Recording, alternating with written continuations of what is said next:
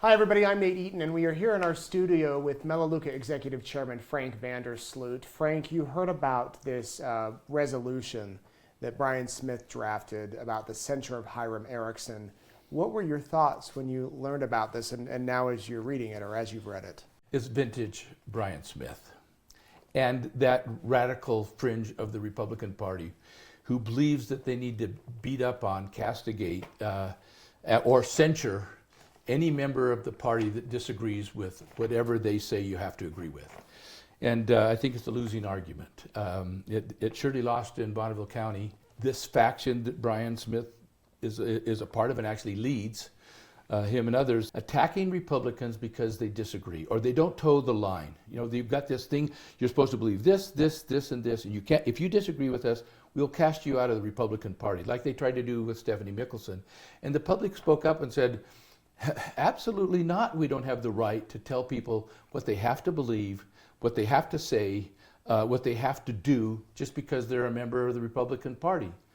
I think our party gets smaller and smaller and smaller when we start casting people out. I don't think it's the way to win elections.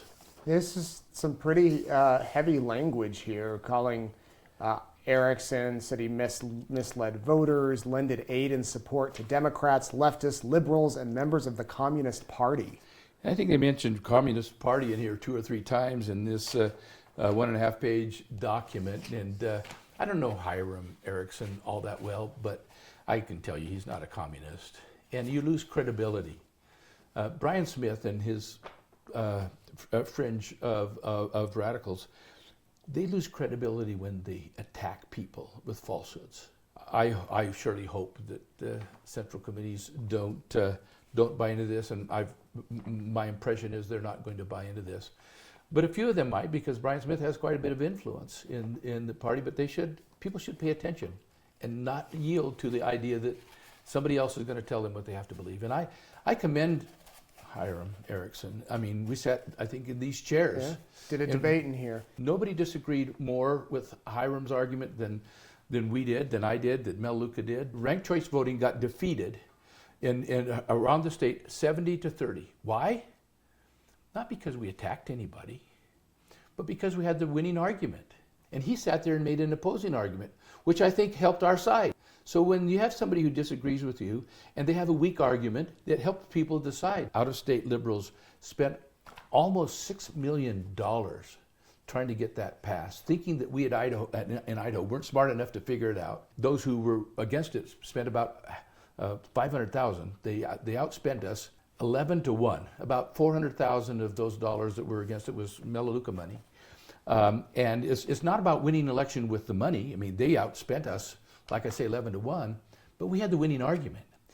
And people in Idaho are smarter than they thought. And I don't think they're going to come back here to try to get that passed. So congratulations to all of Idaho who figured it out and paid attention. So do you think this will go anywhere? Do you think this will hold any weight with the party? I don't know. My understanding is that there are 6 central committees. I'm not sure. I have a pretty good source who told me that 6 have voted to censure, but I think there's, I don't know, but I think there's like 40 some central committees. So clearly the majority didn't agree with this, but a handful did. And good for people who speak out, regardless of what their argument is, so that we can look at the arguments and decide for ourselves rather than beat up on people because they made an argument. The Democrats were making the argument. During the election, we heard this from several different points of view. If somebody voted different, if they voted for Trump, you should kick them out of the family. You should make sure that they're not welcome in public, in your family gatherings or whatever, Thanksgiving or Christmas or whatever. Isn't that crazy?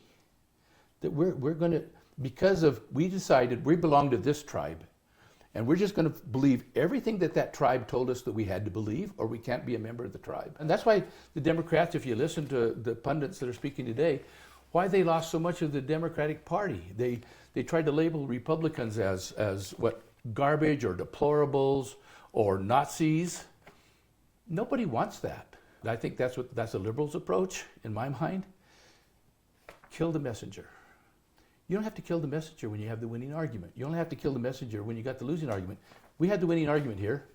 We don't have to beat up on anybody. We don't have to bully anybody. We don't have to throw them out of the party or whatever the heck they're trying to do here. It's not a conservative methodology, in my opinion. That's not why I'm conservative. I'm conservative because conservatives have the winning argument. They have the better solutions. We have a stronger nation, a stronger economy, better families because of conservative principles, not because we beat up on people that disagree with us. It's not the road to success. It's not about America. It's not about family values. It's contrary to Christian values, in my opinion. It's contrary to everything we believe in, everything I believe in, certainly. And I hope that folks won't buy in to treating people who disagree with us like that. Frank VanderSloot, thank you very much for speaking out.